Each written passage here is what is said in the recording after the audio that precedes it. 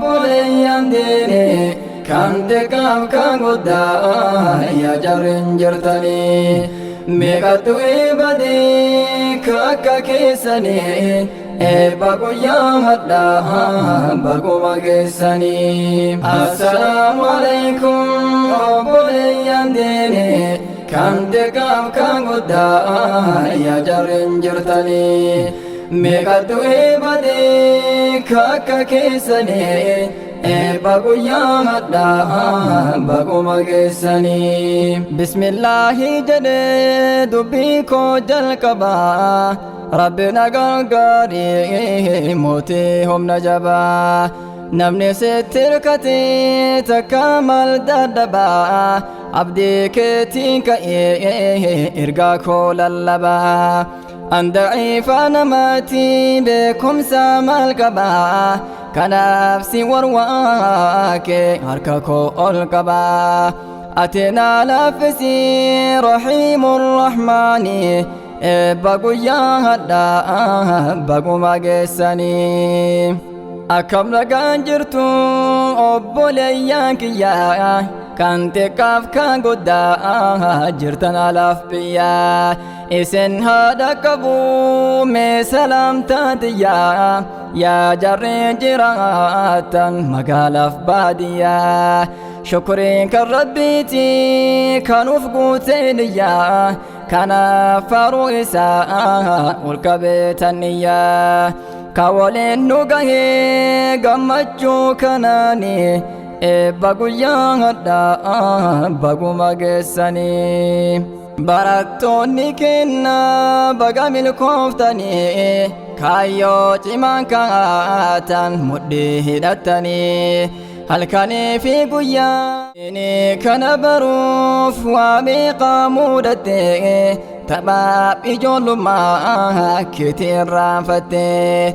Dilbii hundaa olii rabbirraa argattee haada arshii dhufee qur'aana barattee. Hiriyyaa babbadaa irraa of eeggattee muuziqaaf qumaariif yoomiin harka laattee. Ustaazaaf darasaa hiriyyaa godhattee dachee hunda keessa markazaaf filattee. Roobaaf aduun jettuun barachuuf laffaatee qur'aanul majiiduu qumarra baadhattee. Eebba guyyaa hadhaa gammachuun qophooftee taarii bara meeqaa hangaatee mudhattee. Eebba kee dhufanii xiqqaa fi guddaanii eebba guyyaa hadhaa baguma geessanii. Faaya faaya caaluun baganaa faayamtee halluu rabbal aalaa qur'aanaan hallamtee. Nama hunda keessa rabbiin si filatee qur'aanul kariimu si bira kaayatee. Waa milkaa'ee tolii keeysa baratee addunyaaf akiraa gammachuu argatee. Namni qur'aan baree ka itti hojjetee abbaa fedhe caala rasuula dubbatee. Barachuudhaaf ka'a hundumti keessanii eebba guyyaa hadhaa baguma geessanii. Diini kanaaf jecha waan hedduu tahamee ergamaa lama biyyarraa baafamee hedduun sahaabotaa itti wareegamee.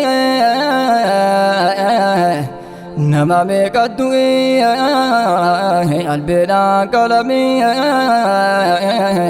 filaa sibiilaatiin foon isaa filamee. Gahee isaa bahee rabbiin wal qunnamee waa hedduu siif himaa qalbiin caqasimee. Gaaf tokko erganii rasuul sahaabotaa akka barsiisaniif gandin baadiyootaa.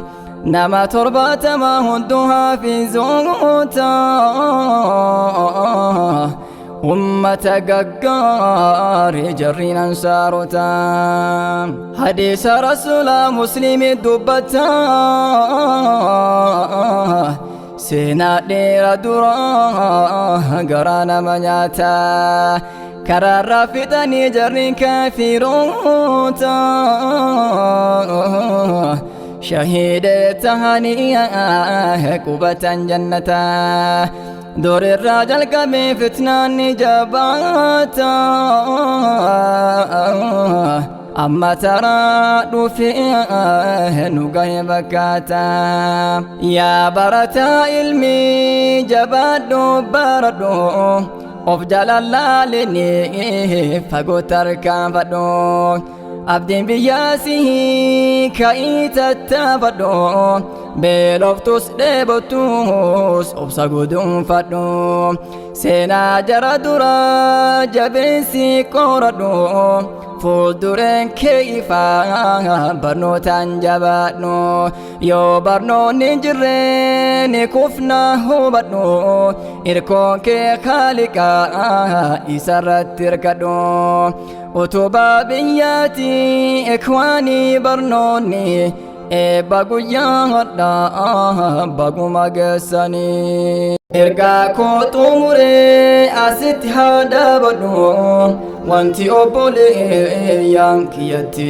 dhaabadhu nan dagatin rabbiif jecha na yaadadhu ilaahii ol aanaa jannata naaf kadhu rabbi kiyya ragaa akkasin jaaladhu hanga lubbuun jiru isinin dagadhu yaadadhu naaf kadhu ayyuhal ikwaani eebba guyyaa hadhaa baguma geessanii assalaamu alaykum obboleeyyan diine kan xiqqaaf kan guddaa yaa jarrin jirtanii meeqatu eebadee kakka keessanii eebba guyyaa hadhaa baguma geessanii assalaamu alaykum obboleeyyan diine kan xiqqaaf kan guddaa yaa jarrin jirtanii meeqatu eebadee kakka keessanii